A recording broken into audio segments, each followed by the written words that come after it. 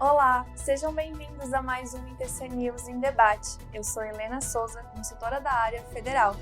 E eu sou Thiago Santos, consultor da área federal. E hoje vamos debater sobre as declarações de imposto de renda relativas ao espólio.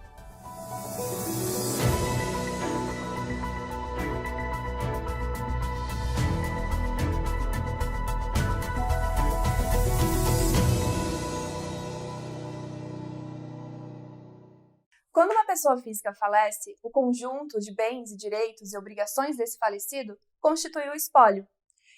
A declaração final de espólio é até uma declaração bem conhecida pelos contribuintes, mas ela acaba gerando dúvidas com relação ao prazo de apresentação, obrigatoriedade e as regras de preenchimento dessa declaração.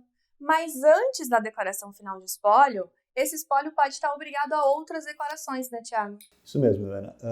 Claro, o falecimento é uma situação muito dolorosa para a família. Só que lógico que a gente tem, mesmo depois que a pessoa falece, ela continua tendo algumas obrigações com a Receita Federal. E é importante a gente observar essas obrigações para não deixar nenhuma pendência e, claro, para que eu consiga fazer a baixa daquele CPF. Entre as obrigações, como a Helena já comentou, estão as declarações do espólio, né? Bom, existem três tipos de declarações: a intermediária, a inicial, melhor dizendo, a intermediária e a final. A inicial é do ano do falecimento. A final é do ano em que sai a escritura de inventário ou a decisão judicial de partilha. E aí a gente tem a intermediária, que é entre esse período, ou seja, entre o ano de falecimento e o ano em que sai a escritura ou a decisão judicial de partilha. Bom, se a gente for falar em obrigatoriedade, nem todo mundo que está falecido, que faleceu, está obrigado à declaração inicial e intermediária, né, Helena? Existe uma regra específica. Certo. Para as declarações inicial e intermediária, se aplicam as mesmas regras de obrigatoriedade para as pessoas físicas residentes no Brasil.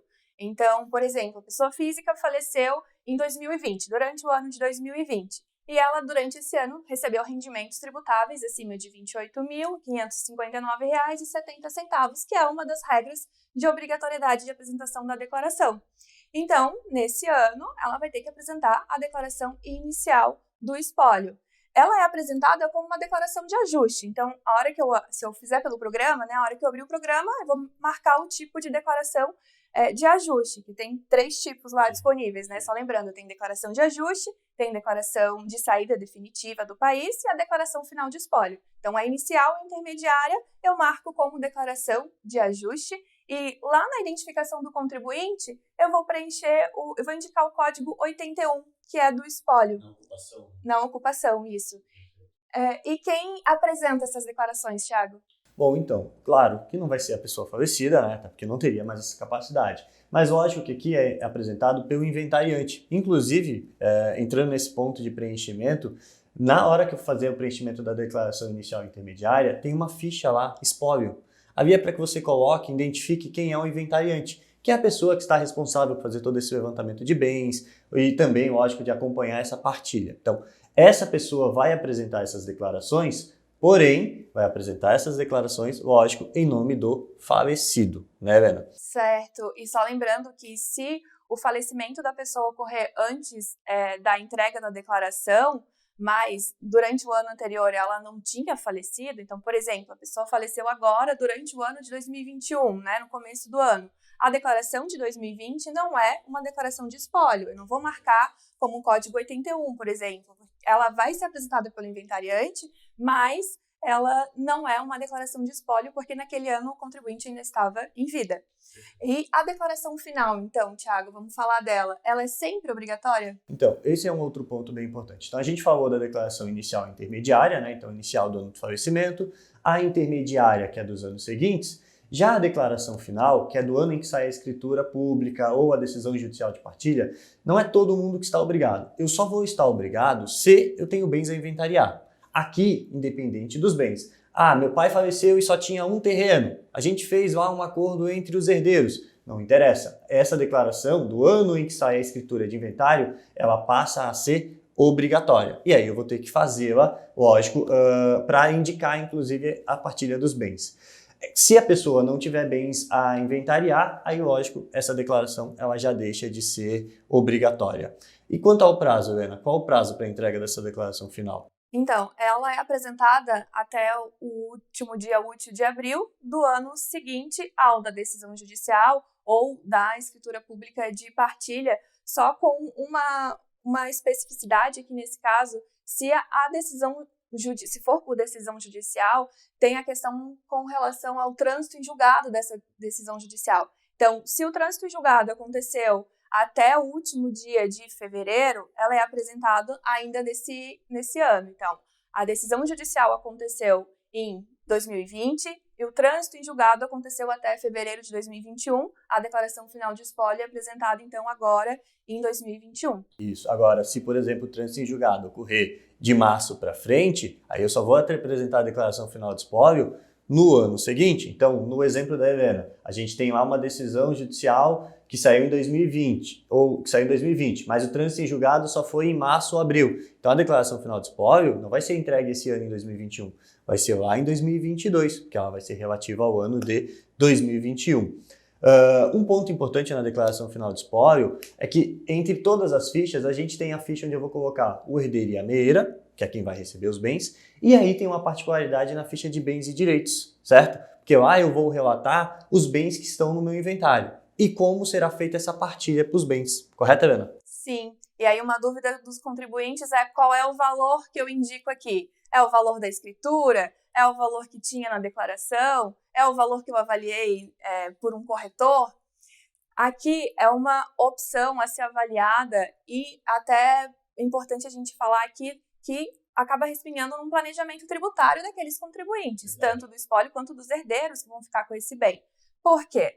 Porque o bem lá pode ser transferido do espólio para o herdeiro ou pelo valor de aquisição desse bem, então o mesmo valor que constava na declaração do espólio, ou pelo valor de mercado.